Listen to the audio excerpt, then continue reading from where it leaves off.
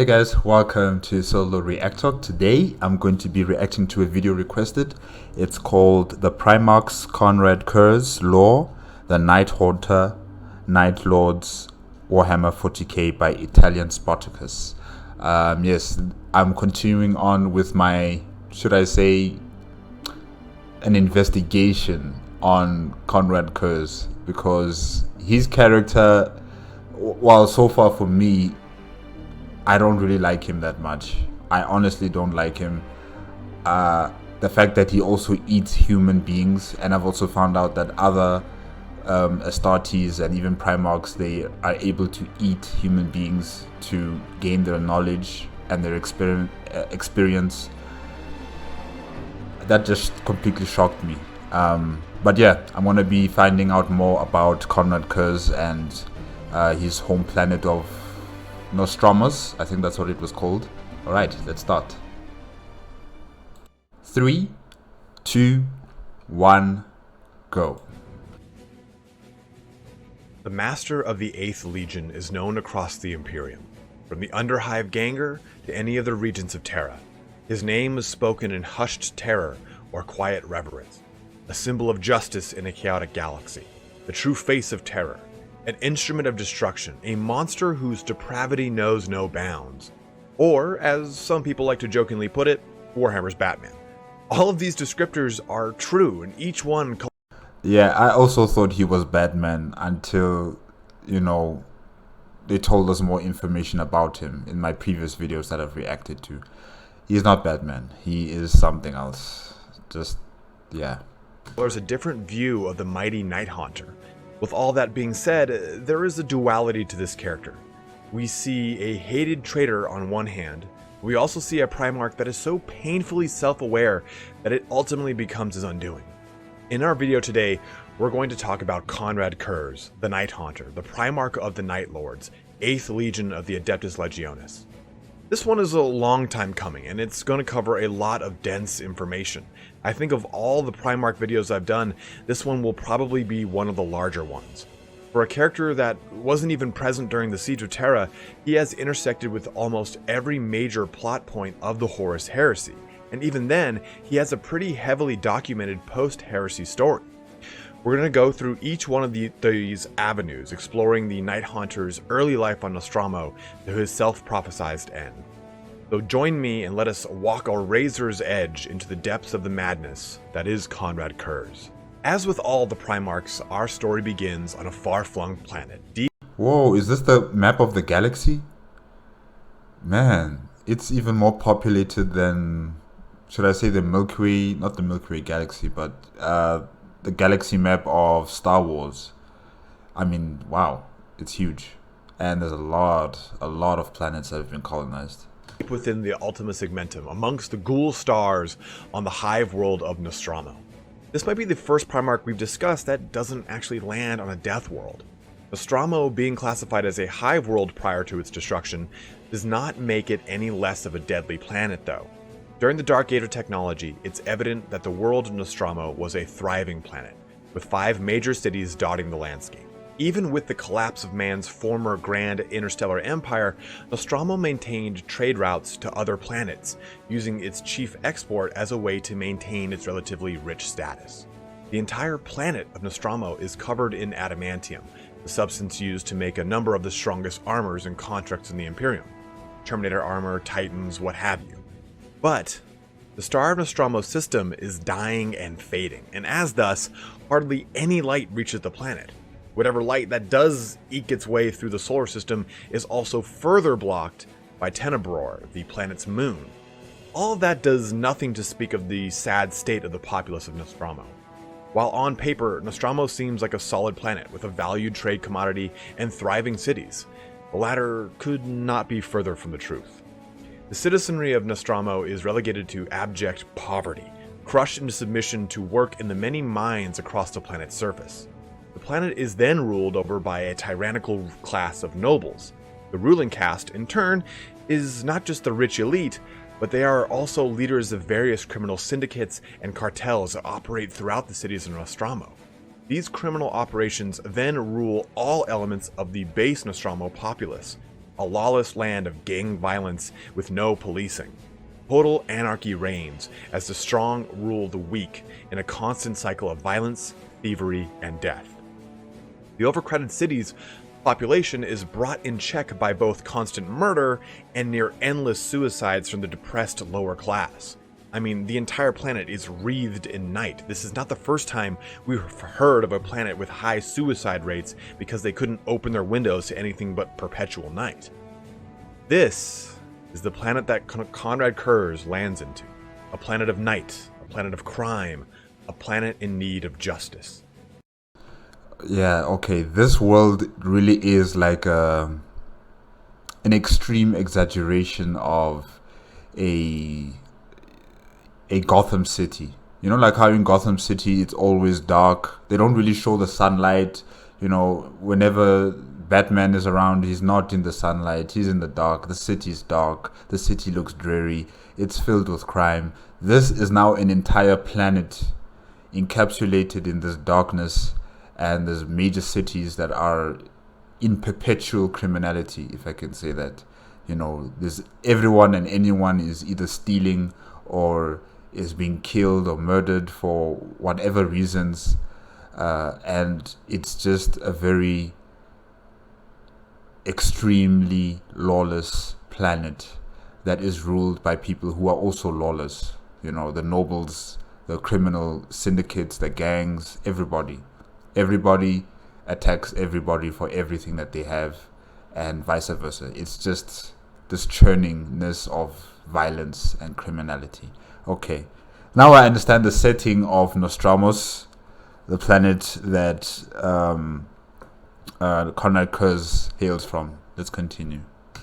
His gestation pod crashes into Nostramo Quintus, the fifth of the mighty 5 cities.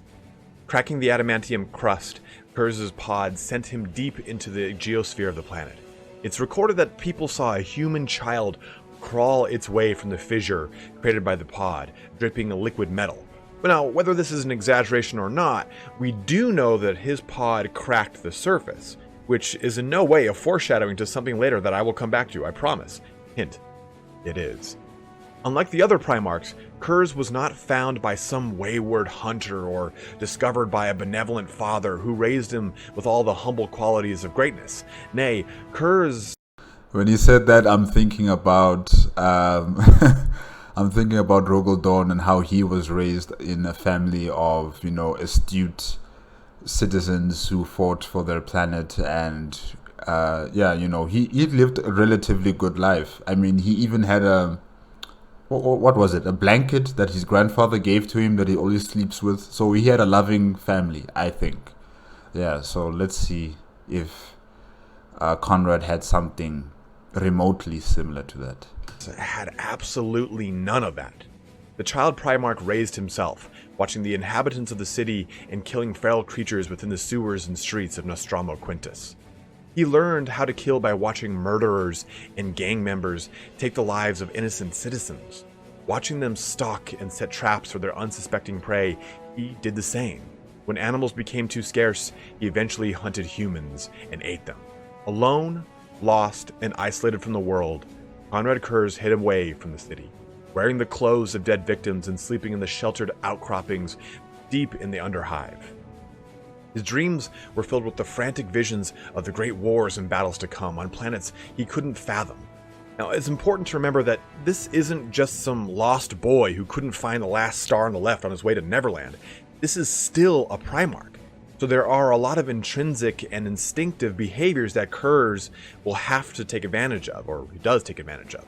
His superhuman physiology is one of note, allowing him to overpower full-grown men even as a boy. But this would obviously extend to all of his senses and intuition, allowing him to evade anyone and anything the better he got at hiding away. The Night Hunter was a pale and gaunt figure, standing quite tall, taller than even a normal Primarch. His thin frame belied his otherwise ferocious strength.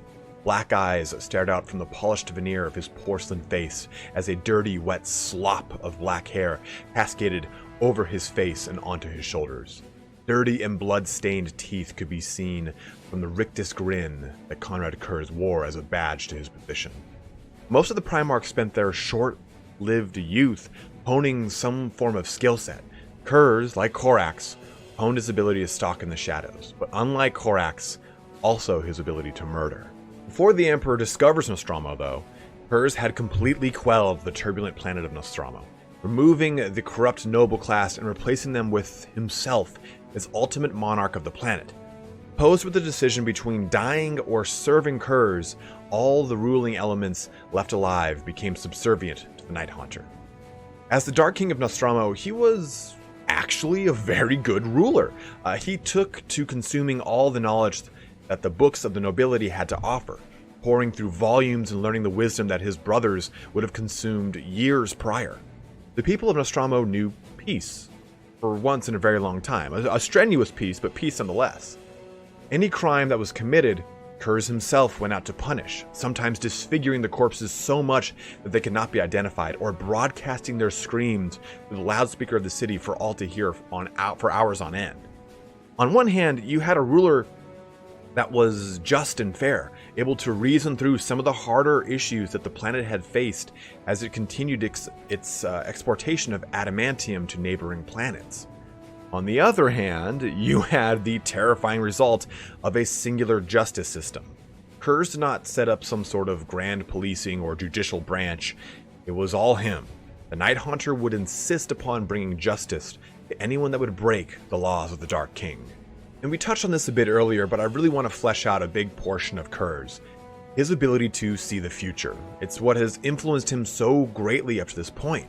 Like I said, he can see the future of those he's about to kill, or even the ones that he meets. We see in a lot of other publications that he can see the future of just some of his sons. But his dreams are filled with the visions of him fighting in a grand crusade at the head of one of his father's armies.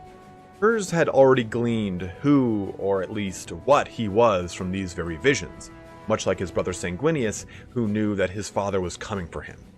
When the Emperor arrived on Nostromo, it wasn't some singular or shrouded figure like we get with Leman Russ. Instead, he marched through the city of Nostromo Quintus on foot, a grand delegation of light, it was called. Rogaldorn, Ferrus Manus, Lorgar, and Fulgrim all joined the Emperor with their respective legions as they marched to the palace that Konrad Curze ruled from. As they slowly marched through the city, they came to a stop as Konrad Curze stood at the foot of the palace steps, awaiting them. You get this very strong moment in the books where each one of the other Primarchs introduces himself to Curze, who in turn sees each one's distant future or death. The first one to approach is Rogaldorn, who he sees quote-unquote dragged down by 1,000 murderers. Next is Lorgar, whom he gets a glimpse of in his demon Primarch form, I guess you could say, consumed by the ruinous powers. Third is Ferrus Manus, who Curze sees decapitated, his head clutched by a giant in regal purple armor and silver hair. The last one, the aforementioned giant, is Fulgrim, the only one of his brothers that Curze seems to have an immediate kinship with. Konrad can't actually see Fulgrim's future though, only an image of him as something akin to a snake, laughing in the darkness of the vision. This is obviously a nod to Fulgrim ascending to a demon prince of Slaanesh. Lastly, the Emperor strides forth, and we get an awesome exchange between the two. The Emperor says, Wait, he didn't see the Emperor's future? And if Konrad Curze could see the future of his brothers, but it would be difficult, just to try and explain to them that, guys, I can see into the future. I saw your guys' future. This is going to happen to you. This is going to happen to you. This is going to happen to you. It would be very complicated to explain to them, how their ends will come and how it will be done exactly, it would be very difficult. But I think the only person who would understand that would be the Emperor, So I'm just asking myself, why did they converse? Did they talk about the future? Did they say, I saw, Konrad Curze, did he tell his father, I saw into the future, I know what's going to happen to my brothers. What are you going to do to stop that? What are you going to do to correct that mistake? Or whatever mistake that's going to happen in the future? What are you doing to prevent that? But, yeah. Be at peace, Konrad Curze. I have arrived, and I intend to take you home. Curze responds with, "That is not my name, Father. My name is Nighthunter, and I know full well what you intend for me." Ooh, sends a shivers up my spine. But from that moment on, Konrad Curze joined the Great Crusade for the Emperor and the Imperium of Man. Fulgrim would become both his mentor and closest confidant as the leader of the Emperor's children, taught Konrad the ways of the galaxy and how to wage war at the head of a legion of Space Marines. The 8th Legion would be renamed the Night Lords in a nod to their new home planet of Nostromo, the planet of eternal night. As a quick aside, the Legion's Terran-born members actually have a very similar heritage to that of Nostromo, most if not all of them being former prisoners or at least some form of gang member or something of the sort, who survived by sneaking and murdering their way to the top of the food chain. Pale skin and quiet demeanor matched well with that of Nostromo. Konrad Curze instructed his legionnaires on how to use fear as their ally, decking their armor out with various effigies and trophies that would instill fear in the enemy. Trophy heads, chains, grotesque bat wings, the dollar menu at Arby's, pictures of exes long lost, just anything that brought up notions of terror. They probably already looked like Chaos Space Marines because they had all of these stuff around them, the skulls, the ornaments of dead creatures and everything. They kind of already look like Space Marines that are, chaos imbued. So I guess maybe that's like a foretelling of what's the future to come for these Space Marines under their Primarch. Maybe, yeah. His sons would spread fear in the name of the Emperor. They would become the tools of terror that the Emperor wielded to ensure justice was meted out and peace was kept. They would do this wreathed in midnight clad, a reference to their dark blue, silver, and black color scheme, which eventually, of course, moved to become a black or dark blue, gold, and blackish lightning color scheme. The recruits brought from Nostromo were originally of the finest stock the planet had to offer, oftentimes being the educated noble-born of the elite, sometimes sons or cousins. This did well to suit the ideals of the Legion. You have to remember that during the earliest portions of the Great Crusade, the Night Lords weren't these psychopathic murderers that we know them in the latter portions of the Horus Heresy or even in the current lore. There was a very strong sense of justice about the Legionnaires, and they understood that the ends justify the means.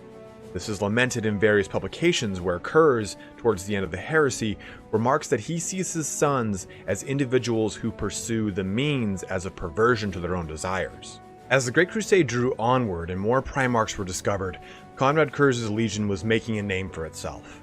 Entire systems would fall in line at the mere mention of the Night Lords. This was because of the brutality that they would impart on any planet breaking compliance or resisting the Emperor's light.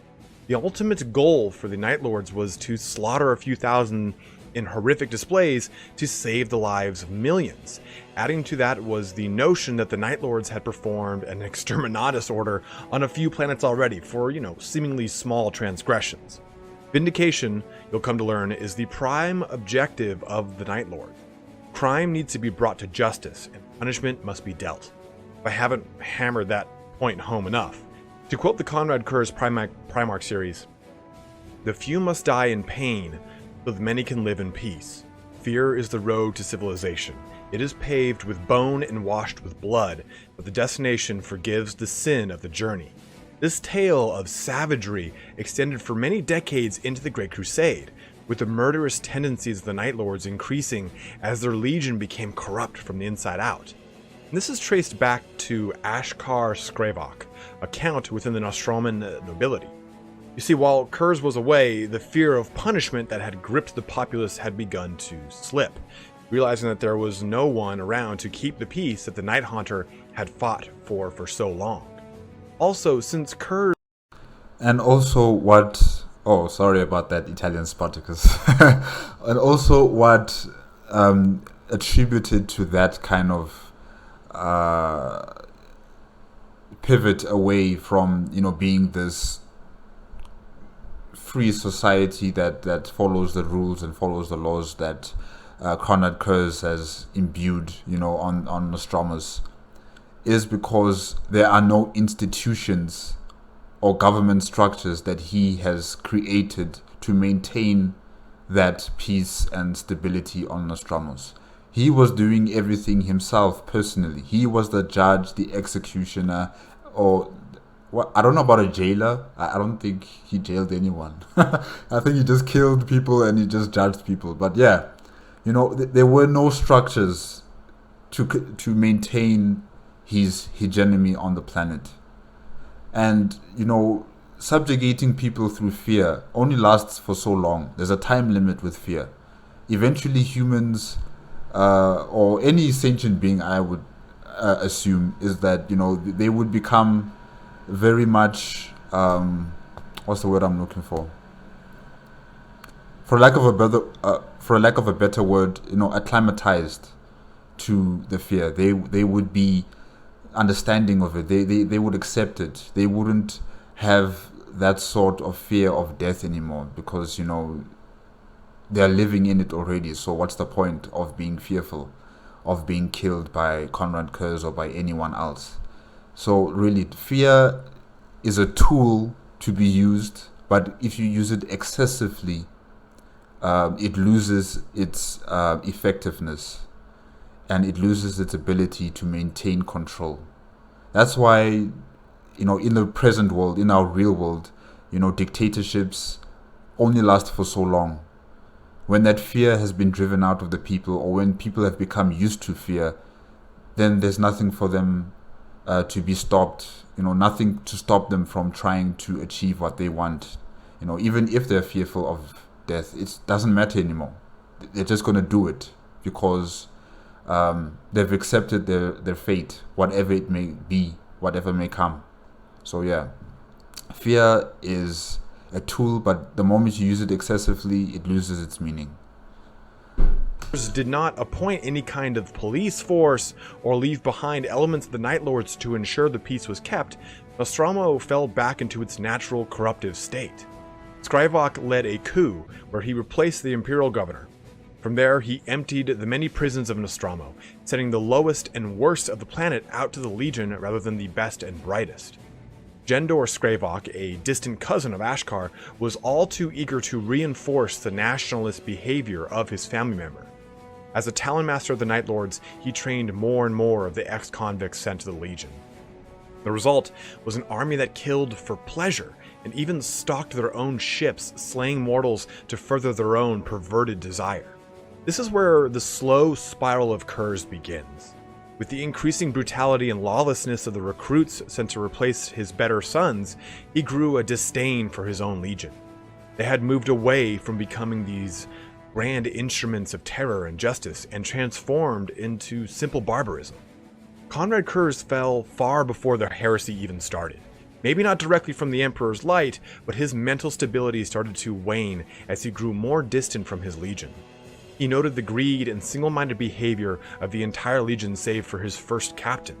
Curze's visions had also become more frequent and longer, occurring in the middle of the day at times. Konrad would be lost for hours or even days on end, howling, slaughtering, and destroying everything in his sight. There are two Night Lords of note that I want to bring up at this time that are within Curze's Cryoptera, or his 7 most trusted and closest sons. The first one is Shang, the equerry to Konrad Curze. Next to the first captain, Shang is one of the most trusted members of the Legion. Curze sees Shang's admiration and essentially love for himself as a weakness, one that he willingly exploits. At the same time, he knows that this is to be kind of a strength, because amongst all of his sons, Shang and the first captain are the only one, or the only two, that he can trust. The second, and probably the most important character in the Night Lord's history next to Konrad himself, is Yago Sevatar Sevatarian, or Sevatar is his nickname.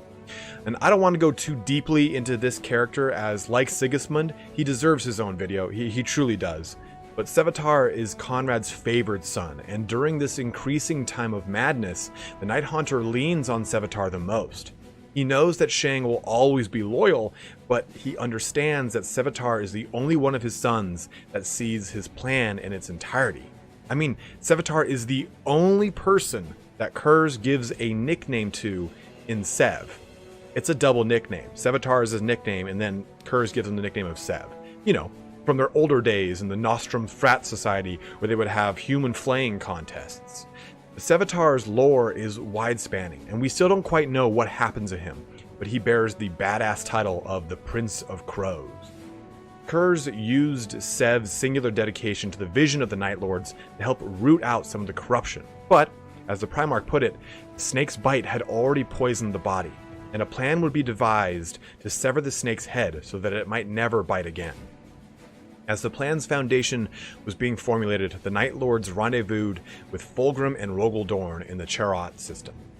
There, Curze and Fulgrim would reunite and help soothe some of the fits that Curze was having. Alongside his brother and once mentor, the two fought side by side throughout the campaign of Charot. As fate would have it, one of the more vicious episodes would fall upon Curze. This led to a moment where Konrad confided in his brother, telling him of the visions he saw. Constantly, the Primarch was haunted by prophecies of brother killing brother as other Primarchs fought a war eternal amongst the stars. Space Marine would fight Space Marine, as Horus turned from the Emperor to wage his own war. This is truly the first person who really hears about these visions in their entirety, and this is far before the Dropsite massacres. Unsure of really what to do with this information, Fulgrim told Dorn what Curze had confided in him. This, as you can imagine from a terse and rigid Primarch such as Dorn, did not end very well. After the system had fallen into compliance, or at least for the most part, Curze and Dorn were overseeing a mass exodus of refugees. Dorn had taken issue with the Night Lords' using of brutality to keep the people in check, flaying some of the citizens to scare the rest into submission. This leads to a very interesting exchange between Curze and Dorn, where Curze explains that without the fear of consequence, people will never remain loyal to the Emperor. This is exemplified by giving a gun to a random refugee and asking her to shoot him, simultaneously ordering his men not to kill her if she does as he commands. And as Curze turned his back, the refugee raised the gun but was immediately killed by Curze. This sent Dorn into an outrage, who tried to convey that this did not create loyalty but merely obedience. Drumming up the conversation between Curze and Fulgrim, Dorn admonished his brother. Confronting the Night Haunter, Curze flew into a fit of rage, attacking Rogel Dorn and slaying a number of his sons. The books pretty clearly make it out that had... Oh gosh. Yeah, I don't know, I understand what Fulgrim did, telling Dawn about what Konrad Curze was seeing into the future and what was to come and everything. Like I said before, it would be very difficult for Konrad to explain to his brothers about the future visions that he's having and who's going to die and how they're going to die. I understand how difficult that would be.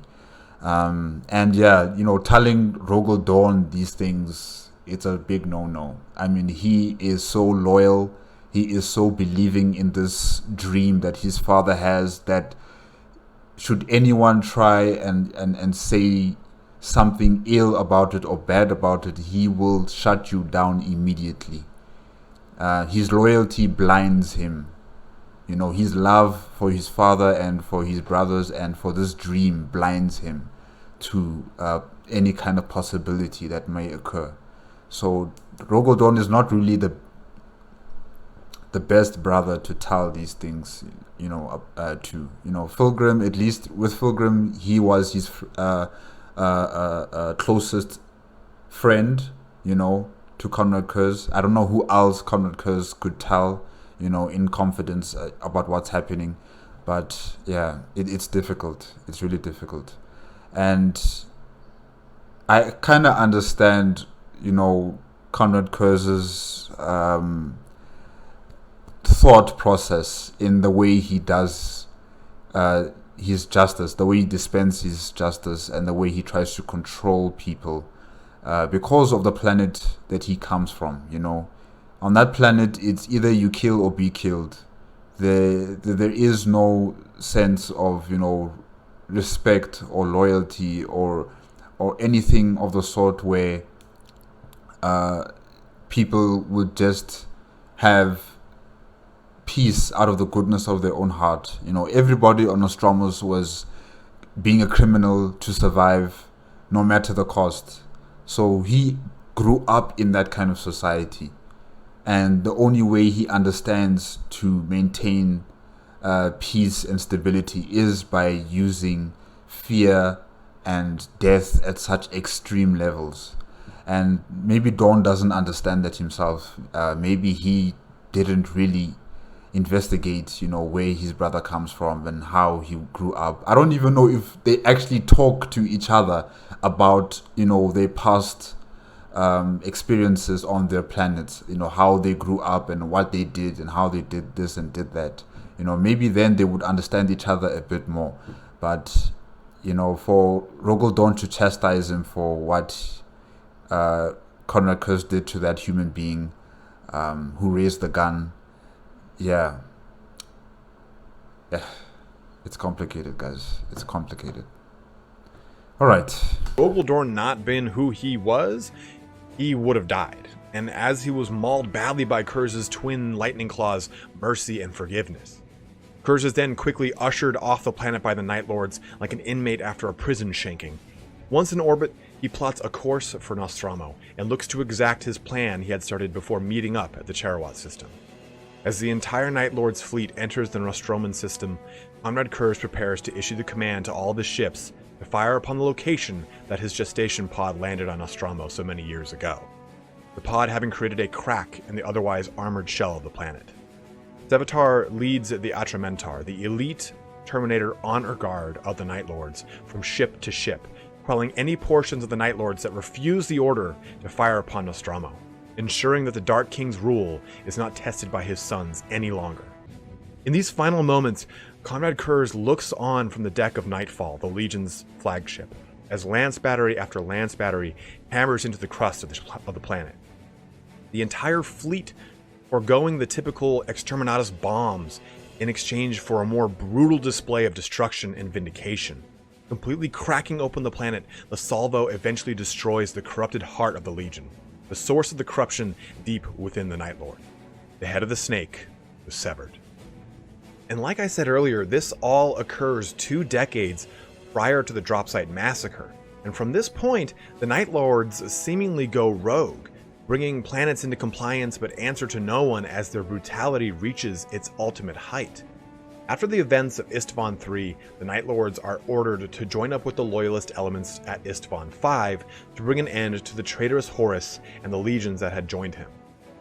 As a quick aside, I don't understand why they were brought in to do this after they already attacked Rogel Dorn and were pretty much off the rocker. There were Imperial elements that saw at the last moments the Night Lord Legion blowing up Nostromo. So it kind of is a little bit of a weird story loophole, and I think that they kind of thought, well, he's really good at murdering. What we need him to do right now is murder, and then we'll bring him back in. So I'm not really sure what happens, but along with the Iron Warriors, the Word Bearers, and Alpha Legion, the Night Lords met in secret upon Lorgar's flagship to orchestrate the treachery that would soon become the Istvan V Dropsite massacre. Before the meeting is concluded, Sevatar yells a shout that would become the war cry for the traitorous legions for many years to come throughout the Long War. Death, the False Emperor. On the planet of Istvan V, as the massacre played its hand, and after Pharaoh Manus' own head was cut off by Fulgrim, just as Konrad Curze had predicted, Corvus Corax and Lorgar Aurelian met in single combat. Corvus was the better fighter and slowly got the upper hand against Lorgar, flashing his face with his claws and cursing him through his anger-gritted teeth. As Corvus's claws punctured through the word-bearer Primarch's stomach and out the other side of his body, Lorgar's life was saved at the last minute by Konrad Curze. Being beaten back by his brother, Corvus flew away from the engagement, his claw a ruin as the laughing face of Curze looked up at him. Now, I want to take a quick kind of step outside of the narrative to talk about the relationship between Corax and Curze. They have a very similar approach to warfare. I mean, Curze even says to Corax's face, far before the Dropsite massacres, "I am a simple tool like you. We have different uses, though identical edges." And it's true. I mean, the legions themselves look the same. They have these very pitch black eyes and very pale skin. Both the Raven Guard and the Night Lords use fear to an end, but the Night Lords believe that fear is to be used on a populace, while the Raven Guard are more guerrilla fighters who use hit-and-run tactics. Both ply their trade through the shadows of the galaxy, furthering their father's great work using stealth. But even Sevatar remarks on Korax's ability to hide in plain sight, and Konrad himself remarks how while he was able to use the shadows, Corvus was the true master of them, able to bend them to his will. There's almost an admiration you get from Konrad's words as they, or at least as the way he talks about Corvus in the many memoirs attached to his Primarch book, remarking that they had a very similar upbringing, both suffering through worlds of poverty and forced mining communities, both pushing their way to the top to deliver justice. But Corvus' story is one of brotherhood and companionship, while Konrad's is a tale of solidarity and madness. Getting back on track here, after the events of Istvan, it's evident that fully half of the Emperor's legions are in open rebellion with the other, and the Horus heresy begins across the galaxy. Konrad Curze takes Vulcan of the Salamander's Legion prisoner, torturing and killing him multiple times. And I cover this pretty in-depth during the video on Vulcan, so I'll let you go through it there, as it's really more a tale of Vulcan than it is of Curze. But Vulcan ends up escaping and using his hammer to teleport him to a random point in the galaxy, which just so happens to be the Ultramarines' homeworld of Macragge, a planet we will come back to, I promise. Now... Okay, so Konrad Curze was torturing and killing his brother Vulcan multiple times. I think someone told me that Vulcan was a perpetual. I'm just trying to understand this notion of a perpetual, right? They're immortal, okay? And once they die permanently, or they can be resurrected, like into a new body or a new form of existence or anything like that. I mean, like, is their soul transferred into a new reincarnated self of them? Or, you know, after they die, will their body just start regenerating and then he's back to life? I'm not entirely sure about the notion of being a perpetual. Because I know it is immortality. I'm just wondering, you know, Vulcan himself, he got killed by Konrad. Did he come back in a different body? Or did he come back in that same body that he's in? He's just regenerating. Sorry guys if I'm confusing you. I'm also a bit confused about this. I'm sorry, because I've been told conflicting information pertaining perpetuals, you know, especially like with the Emperor. Because I asked myself, you know, what if the Emperor died? Is he dead? Or is he going to come back in a different form? Like, is he going to be reincarnated? Or is he not going to come back at all, like permanently? Is he dead permanently? So I'm still trying to figure that out. Yeah, sorry about this, guys. But the heresy was in full motion. Horus dispatched the traitorous legions to deal with the elements of the loyalist ones, hoping to keep Terra isolated from reinforcing elements. The Night Haunter was deployed to Swagwalsa, a distant world in the eastern fringe. There, he would stall and delay the Dark Angel's Legion by fighting them in a series of small engagements aimed at guarding Horus's flank and waylaying Lionel Johnson from reinforcing Terra. The two met on the dread planet of Swagwalsa, Lionel Johnson accompanied by his captains Corswain and Alejos, and Konrad Curze accompanied by Sevatar and another captain. They both parlayed. The conversation started civil enough before tensions arose as Curze insulted the Lion and in return was struck by his brother. The two immediately devolved into a conflict, with Curze above the Lion slowly strangling the master of the First Legion. As Alejos was struck down by Sevatar, Corswain went to help his liege lord, driving his sword through Konrad's body. The captains then recalled their respective Primarchs as reinforcements were brought down and a full-scale battle erupted on the planet. The Night Lords then enacted a series of fighting retreats, never staying in a prolonged engagement with the Dark Angels. The Lion chased the Night Haunter through the eastern fringe mercilessly, seeking to bring his crazed brother to heel. Eventually, the Dark Angels laid an elaborate trap within the system, and as the Night Lords fell into it, the entire might of the First Legion was brought to bear, smashing apart many capital ships of the Eighth Legion. The Night Lords scrambled to flee from the trap, seeking to gain the upper hand and come back, but their back had been broken. An entire quarter of the legion was lost, and Konrad Curze himself was mortally wounded by the lion in another duel. In a comatose state, leadership of the legion fell to the Cryoptera, with only 3 captains remaining: Sevatar, Malithos Kuln, and Captain Herrick. Herrick and Kuln advocated for reorganizing the legion, answering blood with blood, and bringing the fight to the Dark Angel. Sevatar, on the other hand, knew that the battle was lost. The Dark Angels outnumbered the Night Lords, and were, as a whole, a better prepared and equipped legion. Sevatar also knew that the Night Lords would only answer to one individual, not 3. So he teleported all of his Atramentar into the meeting room with the other 2 captains and murdered them, assuming full command of the legion. Sevatar gave an order to the legion to break into 6 separate fleets and continue to spread terror in the name of Konrad Curze and to punish the hypocrite false emperor. As the fleets mustered to disembark, the Dark Angels appeared in system, launching an immediate offensive against the fractured Night Lords. Sevatar tried to penetrate the coma that his liege lay locked within, knowing that they needed his help now more than ever. Using his nascent psyker abilities that had been locked away, he was able to communicate with Curze and shake him from his coma. In a glorious last stand moment, Curze brought the fight directly to the Dark Angel's flagship, Invincible Reason. Baiting Sevatar and the Atramentar to follow him, they attacked directly at the head of the Serpent. The resulting conflict sees almost the entire Atramentar killed, spare a dozen or so, who are all imprisoned with Sevatar within the bowels of the ship. Konrad Curze is left stalking the shadows and deep confines of the flagship. For 16 weeks, he would evade the capture of the Lion aboard his own capital ship until they entered Macragge's home system and the capital of Imperium Secundus. I can understand that and I can believe that because, I've been told that, what was his name again? Horus Lupercal's battleship, the Vengeful Spirit, was about 20 kilometers long. So yeah, that's already big and just massive. Now I can imagine how large Konrad Curze's flagship was. I mean, if that one was 20 kilometers, I'm assuming maybe Konrad Curze's one was 15, maybe 18 kilometers long.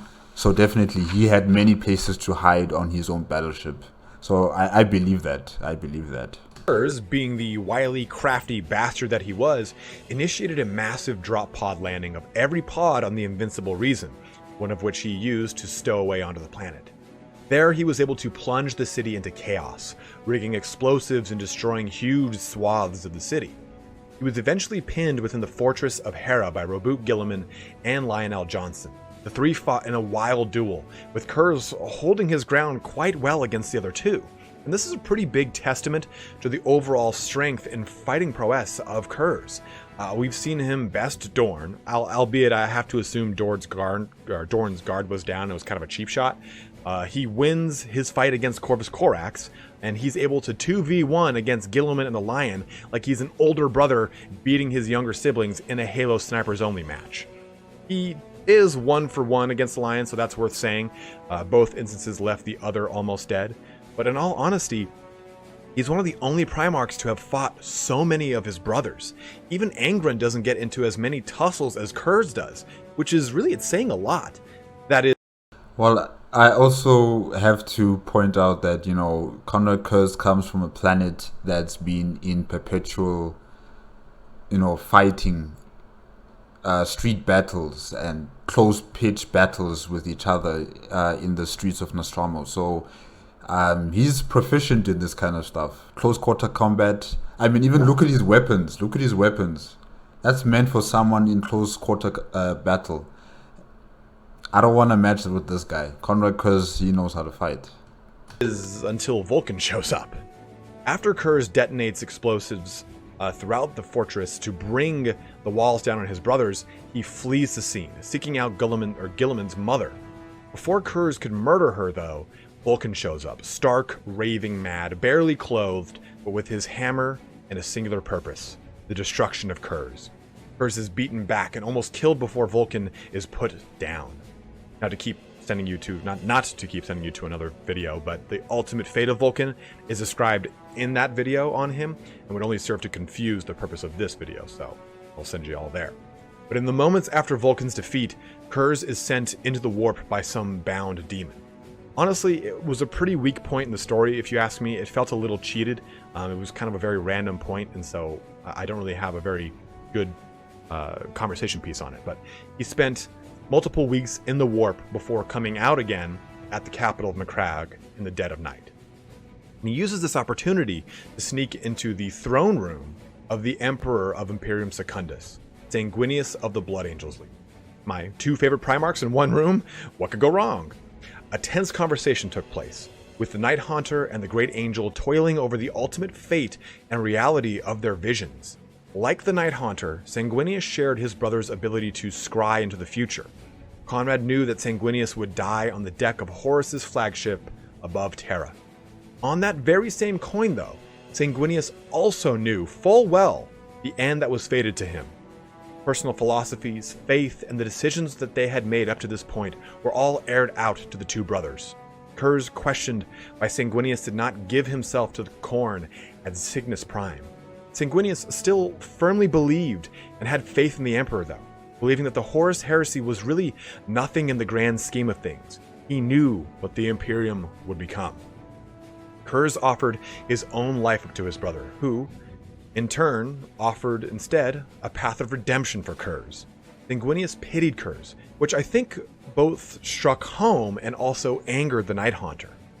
Detonating an explosive and fleeing, Curze went on to unleash a campaign of terror on Macragge, sowing unrest among the populace of Imperium Secundus. Having been finally cornered in the Alma Mons region, the Night Haunter was captured by a joint ground attack and orbital bombardment by the Lion, an orbital bombardment that was made upon Guilliman's own people of Macragge. In a pure Batman moment, Lionel Johnson was Bane, ensuring him that while Curze used the darkness, the Lion was born and molded by it. Dropping the Primarch over his knee, he broke the Night Haunter's back. Not metaphorically, actually literally. The defeated and broken Dark King was brought before a trial of Sanguinius, Guilliman, and the Lion. In this grand trial, Konrad admitted to his crimes, brought to light the Lion's transgressions of bombing Macragge, and watched the Angel and Guilliman forsake the Lion before condemning the Night Haunter to death. Before the execution could be completed, the Lion told his gathered brothers that if Curze and Sanguinius' visions are true, then that is proof that the Emperor is still alive, that they must fly to Terra no matter the cost. Curze was then once again imprisoned upon the Invincible Reason, as the three combined fleets made their way to the throne world for what would become the Siege of Terra. But They didn't kill him? Interesting. before the journey was complete, Sanguinius and Curze would take a detour to Davin, the very planet that Horus was brought to after being wounded by the anathema, and tempted by the powers of chaos. What unfolded for Curze was probably the only moment in his life that he was not confidently sure what was going to happen. And I think that's an important characteristic of Konrad. His strength is derived from the confidence that he knows two things: what is coming next, and that his death is not at this moment.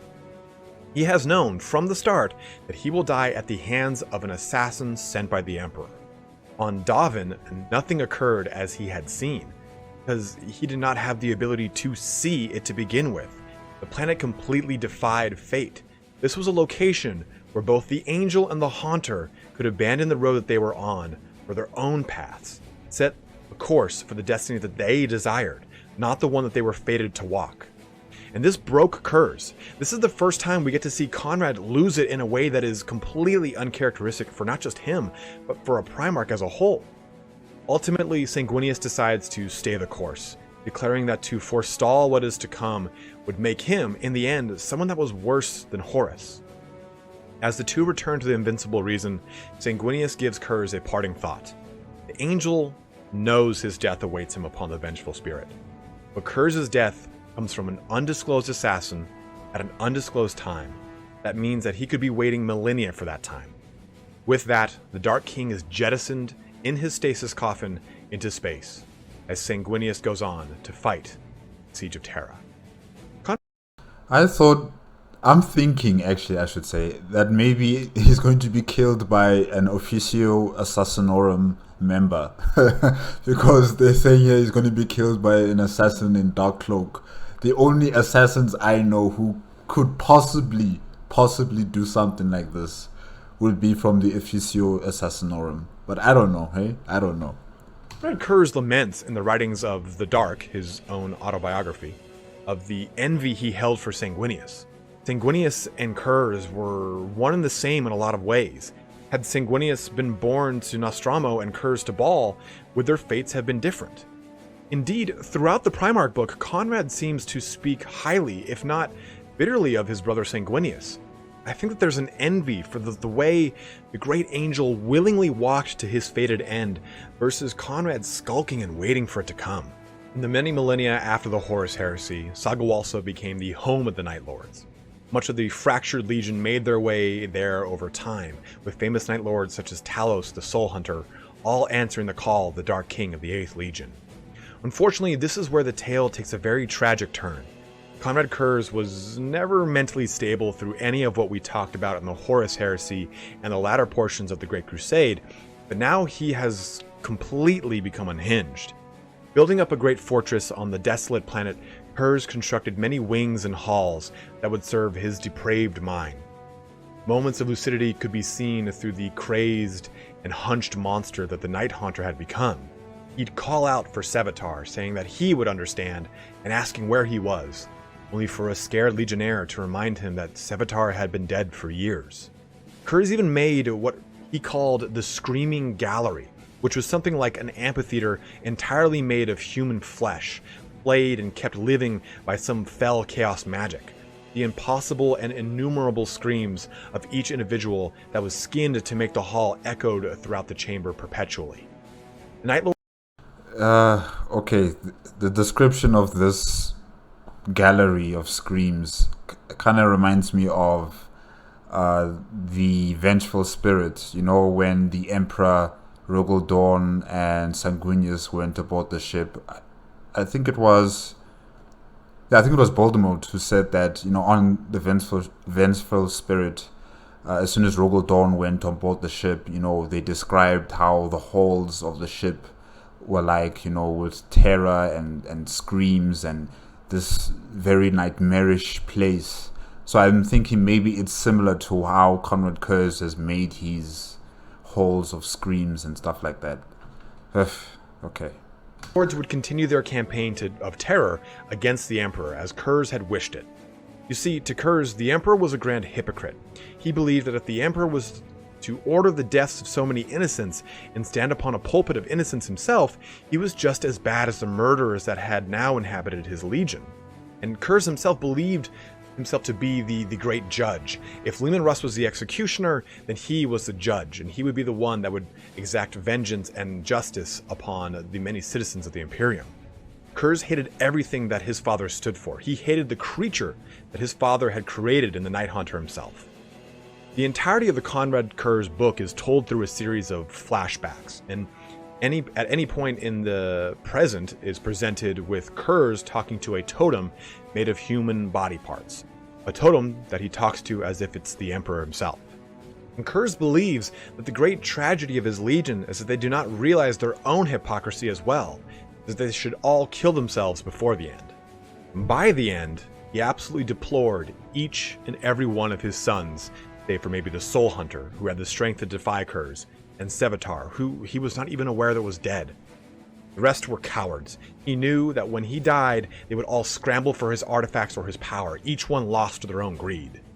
This next bit is a spoiler for those of you that are or will read the Konrad Curze Primarch book. But in the closing chapter of the book, so if you are reading it, stop now, jump ahead like 2 minutes. But in the closing chapter of the book, the totem that Curze is screaming his confessions to is suddenly imbued with the light of the Emperor. Speaking to Curze, the voice of his father is heard clearly in his mind, bright light coming from the totem as father and son have one final conversation. It is a very interesting sentiment that the exchange delivers to us, the reader. The Emperor tells Curze that if Curze had come in for censure all those years ago, and the Emperor would have shown him the light and he would have been okay. Curze rebukes that statement, but the Emperor presses on with probably the most harrowing line to Curze. After the Emperor forgives Konrad, he says, "You made one mistake, my son. From it, all the evil you have perpetuated springs. You chose to believe in immutable fate. Without choice, there is nothing. These gods that taunt us rely upon choice. The functioning of this universe depends upon choice.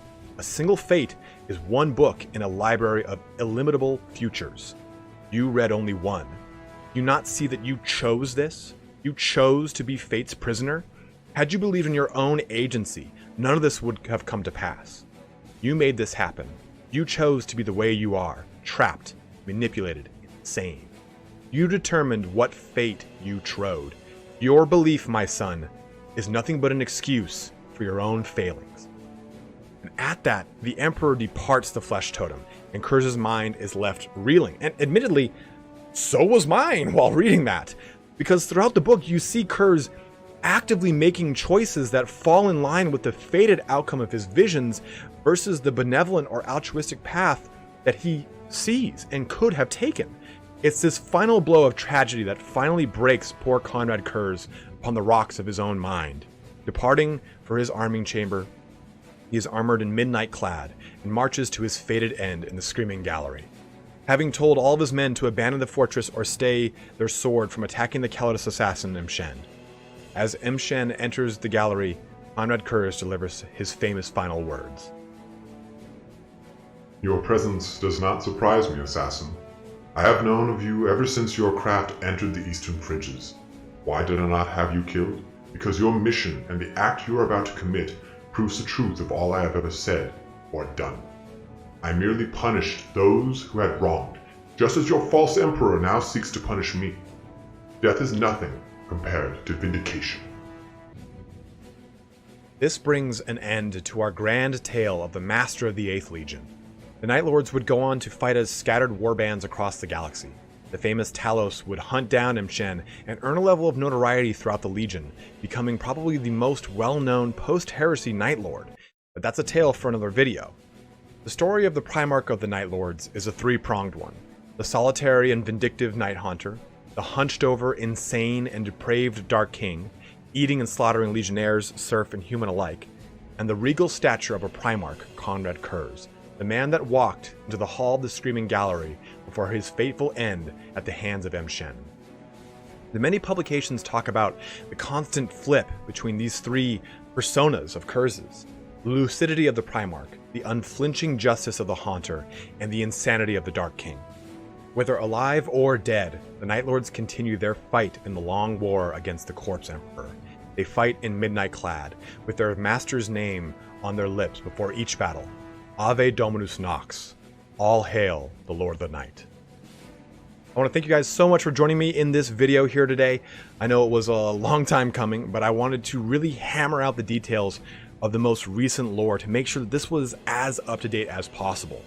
I apologize that this was a little dense, and I did gloss over some of the finer points of a lot of the grander stories attached to this character, but I wanted to be able to deliver a succinct tale that was not too confusing by going down the rabbit hole of every single interaction that Curze has throughout his life. One last thing before we close this video out. With the launch of this video, I have just hit 50,000 subscribers. For all of you that have joined me on the journey thus far, thank you so much for watching and supporting the channel. It's been an absolute honor. For those of you joining, welcome to the family. In the wise words of Deckard Cain, stay a while and listen. For the next 50,000 subscribers, I can't wait to meet you. Thanks so much for watching here today, guys. As always, have a good one and take care. You made but one mistake, my son. From it, all the evil you have perpetuated springs. You chose to believe in immutable fate. Without choice, there is nothing. These gods that taunt us rely upon choice. The functioning of this universe depends on choice. A single fate is one book in a library of illimitable futures. You read only one. Do you not see that you chose this? You chose to be fate's prisoner. Had you believed in your own agency, none of this would have come to pass. You made this happen. You chose to be the way you are. Trapped, manipulated, insane. You know, the Emperor, the father of his children, he had a choice as well. He had a choice to further communicate with his sons. He had a choice to be with his sons, to take time with his sons, understand them, each and every single one of them, know what's their problems, talk to them about their problems. You know, as soon as the Emperor met Konrad Curze on his home planet of Nostramos, he should have said, okay, everybody else, go do whatever you want to do. Let me talk to him personally. I need to talk to him. We need to talk it out. He has issues. He has problems that he has to deal with. He could have done that. He had ample time to talk with each and every single one of his around 20? No, they said 2 sons died. So like 18 sons. He had time to talk to them. But he never really did that. He only gave them the instructions of what to do, when to do it, how to do it. You know, I think the closest son he has is Horus, and even with Horus, he didn't really know him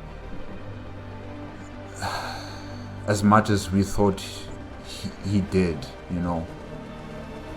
Really, the Emperor had choices as well.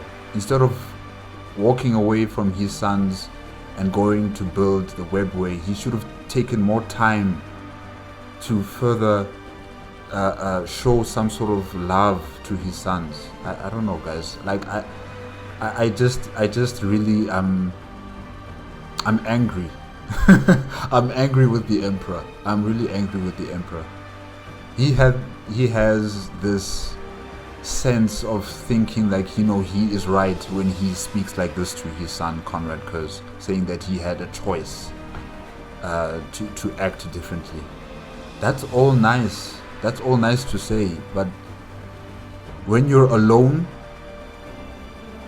on a planet like Nostramos, where the only way to survive is by using your strength, your wits, merciless attitude towards society, because that's the society that you live in as well, I just don't see how that choice was going to help him out there. Because there's only one path in that kind of society. And really, when I think about how Konrad was cursed by his visions of the future, and how he didn't even have that kind of feeling, you know, to talk to his father. He talked more to Pilgrim about what he's going through and the pain and suffering that he's feeling, you know, being conflicted with all of these visions of the future. He talked to his brother when he could have talked to his father. He talked to Pilgrim about all of these things.